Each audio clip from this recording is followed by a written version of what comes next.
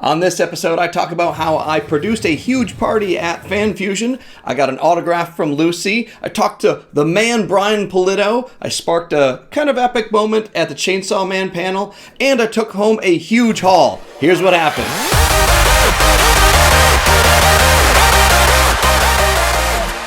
Welcome back to Alcohol and Anime Night, and my name is Scott, and it's been a while since I've made my last video. I've been doing a lot of stuff. I've just got back from Montreal where I caught a Formula One race. I graduated college. There's a whole bunch of stuff that happened, but we're not going to talk about any of that right now. We're going to talk about Phoenix Fan Fusion 2026, and let me tell you, it was an awesome time. And let's just get straight into how the weekend went. As always, do all the things, the like, the subscribe, even the hype thing. Give that a go if you're on mobile. So Friday night, I was producing the Sector 106 Chrome and Chaos party, and it definitely had a cyberpunk Neo-Tokyo vibe to it.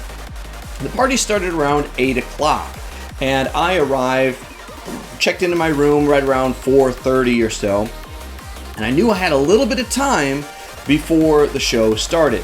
And I knew that I wanted to get an autograph. I've never gotten an autograph all these years. I've never paid for an autograph.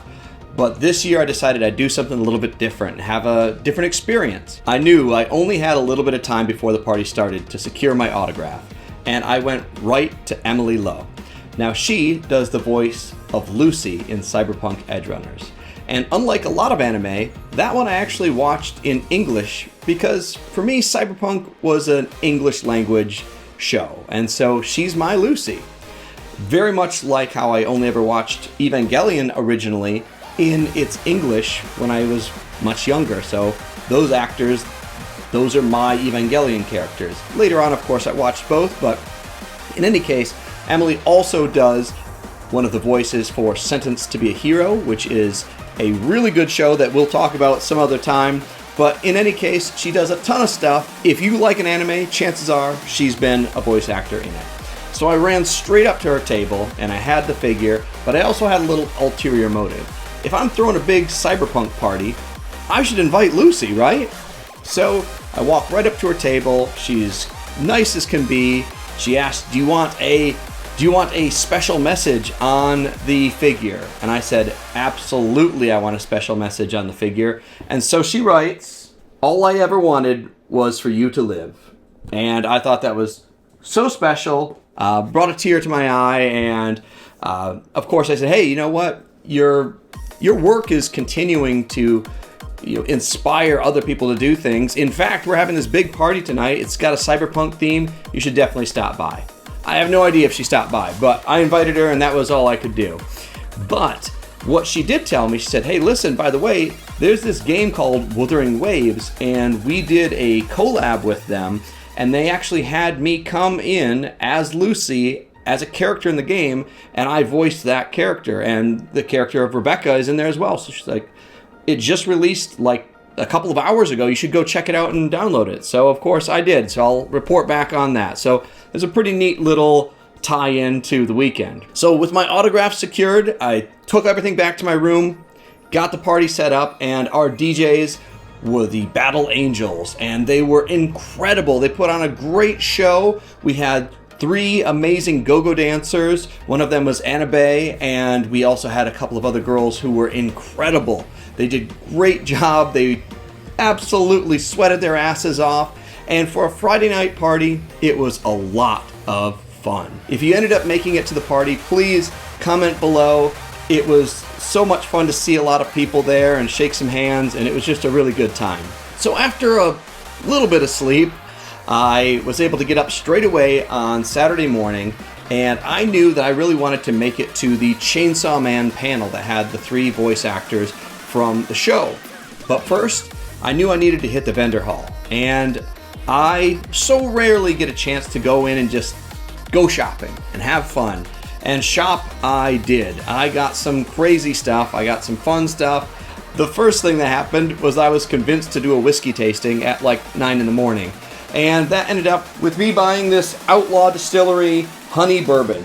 And it was really, really good. I tasted, I believe, all 6 of their offerings. and this one was my favorite. There was a rum that was pretty good. I was close to getting that one, but this honey bourbon, man, it really sounded good, and it tasted great. So I was able to buy that. In case you're wondering, they couldn't actually let you carry it around the convention. You actually had to buy it with a ticket, and then you'd get it on your way out, which I did on Sunday. So after doing a little bit of window shopping at some of the anime figures, which I was very good boy, I did not buy any anime figures. I still have some in my storage over here that I need to review for you guys, including one from Gushing Over Magical Girls, which is, I think it's gonna be really good, but I just have to get to it. So I promise I'm getting to it. Next up, I headed straight to that Chainsaw Man panel, and luckily, due to some delays in people getting in, I was actually able to get right up front and into the panel, no problem, no line, and I was able to sit right up front. And of course, they had some really great insights into working in the industry, talking about the movies, talking about working on different projects and being chosen for their roles. And of course, if you've ever been to a panel before, everybody gets a chance to ask a question if you'd like. You line up and you can ask a quick question and they'll respond to it. It really kind of actually makes the event because you never know what's going to happen. So I had a question in mind, but when I was sitting in line, I actually thought of a different one. And so I asked, as voice actors, you have this incredible talent, you obviously can use your voice and it's this amazing tool. What voices do you find yourself slipping into that aren't your own characters? And what followed was like a 5 to 6 minute hilarious Professor Snape / Alan Rickman impression. Among all of them, they said they were on some kind of road trip and they were just doing Alan Rickman impressions as the GPS the whole time. And it ended up being such a funny, spontaneous moment. I looked to see if somebody maybe got it on YouTube or something. They didn't, but either way, if you end up finding it, that was me asking that question. It was a pretty funny moment. I had to laugh, and it made my day just seeing everybody smile and laugh about it. Well, after that panel, I had to meet my friend Z and our friend Kylie out and get them into the show, and we were going to walk around and buy some stuff. And so we did. We walked around. We saw a lot of vendors. We saw a lot of everything. And of course, I bought some stuff. The first thing I bought was something that I've been wanting to get for some time. And I decided this was it. And this is Snarl from the Dinobots Transformers. It's a pretty big figure, as you can see here, and it carries a fairly big price tag. I believe retail price is $65, and when you add tax and shipping to that, every time I'd look at it, it was like $80 in order for me to get it. Because again, once you add tax and shipping, it gets too big. And so I was like, ugh, I just want to find it for under $65. So I find it, I'm kidding you not, $64.99. I was like, well, I said under $65. So I got it, and I'm able to save on shipping. That's how I justified it. It's way too much to spend on something like that, but I did anyway, and I think it's going to be a lot of fun. After that, I wanted to talk to Brian Pulido over at Coffin Comics. And of course, he's the big boss over there and creator of such amazing characters like Lady Death, Evil Ernie. They were previously Chaos Comics, but we're not going to get into that. They are currently Coffin Comics. And I was a pledge. I guess I pledged for their Kickstarter for the video game that a couple of years ago they wanted to put out, and it's going to be coming out in July. So I wanted to ask him about how that process was now that it's wrapping up.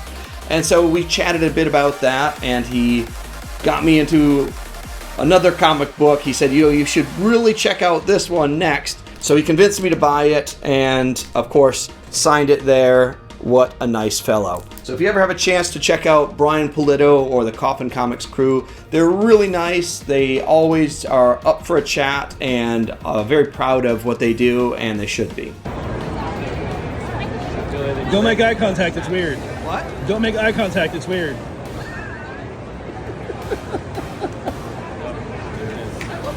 As we were walking around, of course, we wanted to check out some Magic the Gathering stuff. I picked up a random pack, but my buddy Z tricked me, and he showed me this amazing card he was flopping through. We found this really it was weird. It was almost like a hidden vendor. He was like behind a pillar and like on a corner, so you couldn't see him unless you like looked behind this pillar.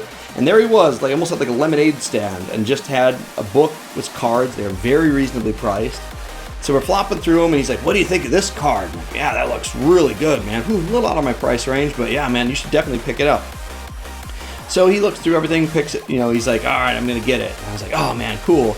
And then he hands it to me. He's like, "Here you go." And so this is a card that he wanted me to add to my commander deck. I'm not even going to try to pronounce that, but it's a Phyrexian that essentially doubles my creature's power and toughness each combat. So pretty exciting. Thank you very much, Z. He's always such a generous fellow. After we got everything back to the room and had a few drinks, it was time to check out the last event for me for the day before the party started, because there was a second party that I was meant to supervise that was being put on by the Cosplay Deviants.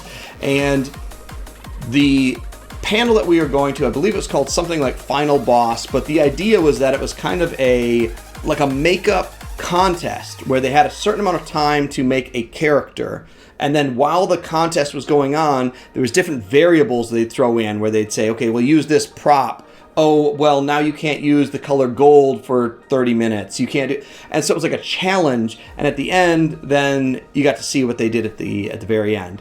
And I'm going to tell you, normally this is not something that's my bag at all. It didn't seem, but these guys did such a great job during the show. They were so entertaining. It was a lot of fun. And this is what conventions are all about, is trying to go check out things that you don't always see. Open yourself up to something new. A new fandom, something different. So I was really excited to check out something that I normally wouldn't check out. After that, we had the big party, and on Saturday night, there's even more people, and the Cosplay Deviants did a pretty good job with this party.